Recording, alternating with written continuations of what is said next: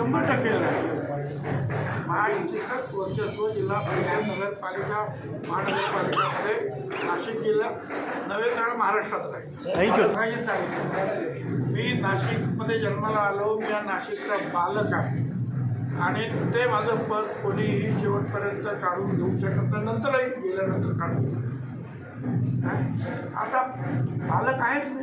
आता पालकमंत्री काय होतात, पालक करायचं असेल ते मुख्यमंत्री आणि ते जे आहेत मंत्री उपमुख्यमंत्री ते ठरवते. पण असलं काय नसलं काही काही बिघडत नाही.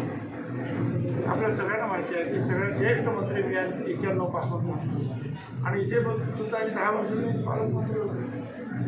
आणि त्यामुळे जे आहे कुठलाही मंत्री कोणी कुठलाही काम करायचं असेल पण मी जर काही सांगितलं सूचना केली तर मुख्यमंत्र्यांपासून तर ह्या मंत्र्यांपर्यंत सगळे लोक मान सन्मान आणि त्याचा आदर ठेवून त्याच्यावर काम. पण सर म्हणजे पालकमंत्री काही अरे मंत्री नव्हतो त्यावेळेला सुद्धा सगळ्या मंत्र्याकडे आमची पे कागद घेऊन जायचे कामासाठी.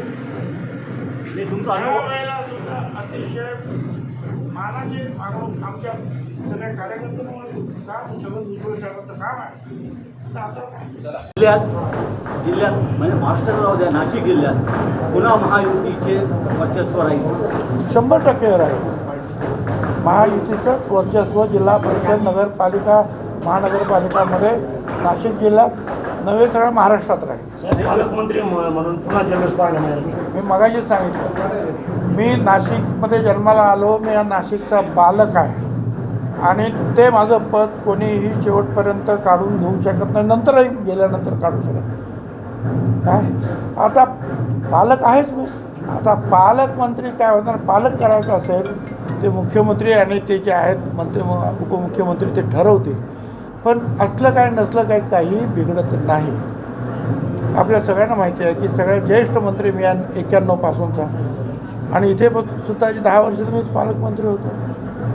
आणि त्यामुळे जे आहे कुठलाही मंत्री कोणी कुठलाही काम करायचं त्याच्याकडे असेल पण मी जर काही सांगितलं सूचना केली तर मुख्यमंत्र्यांपासून तर ह्या मंत्र्यांपर्यंत सगळे लोक मान सन्मान आणि त्याचा आदर ठेवून त्याच्यावर काम करतात. पण सर हा सूचक विधान आहे तुमचा का मी पालक आहे म्हणजे पालकमंत्री काही अडचण नसेल.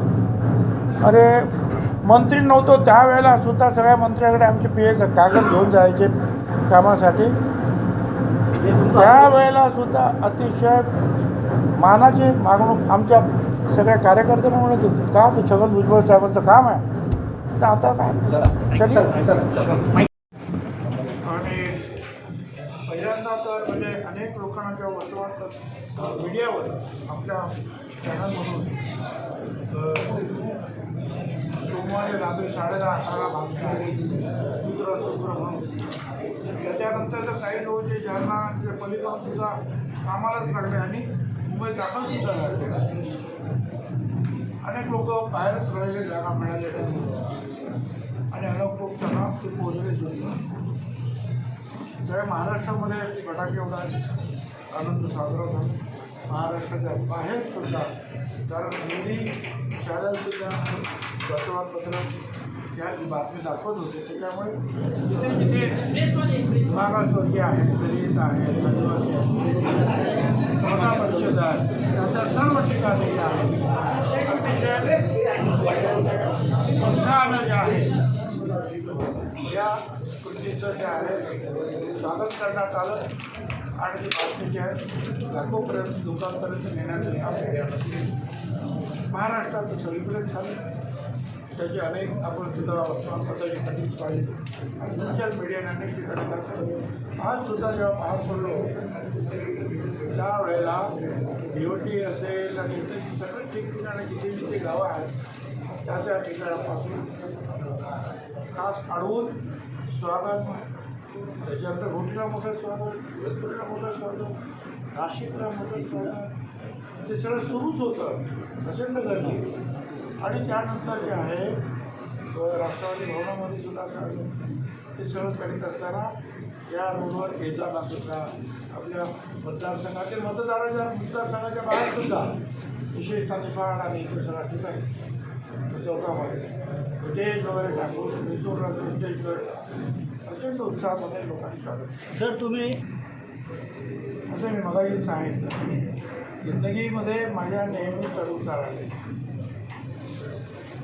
आणि जो सामाजिक कार्यामध्ये एखाद्या समाजासाठी विशेषतः पिछडीत वर्गासाठी लढतो त्याला अनेक वेळा अडचणी सोसाव्या लागतात, भोगाव्या लागतात. हा आपला इतिहास आहे, आपला इतिहास.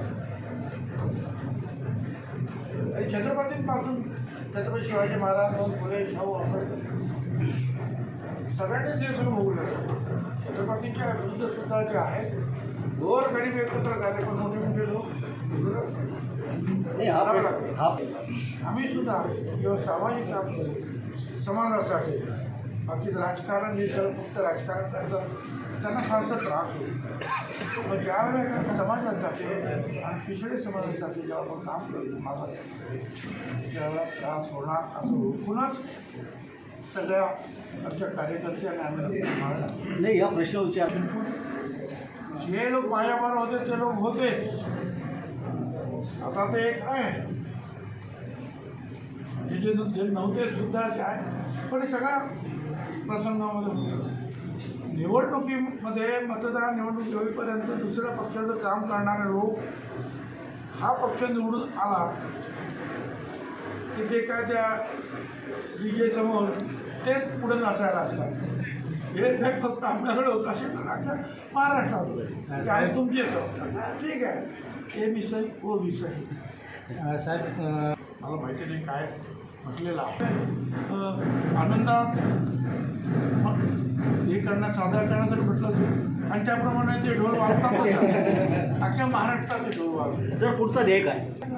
आपलं मंत्रिपद मिळालं, मतदारसंघ, जिल्हा आणि राज्य त्याच्या भल्यासाठी काम करायचं.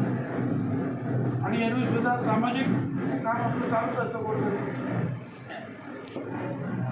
ठीक आहे, म्हणजे असं म्हणू शकता, परंतु घाबरायला नको असा विषय मुख्यमंत्री फडणवीस साहेबांपासून दिल्लीचे जे नेते आहेत, आता मी निवडणूक आता त्यावेळी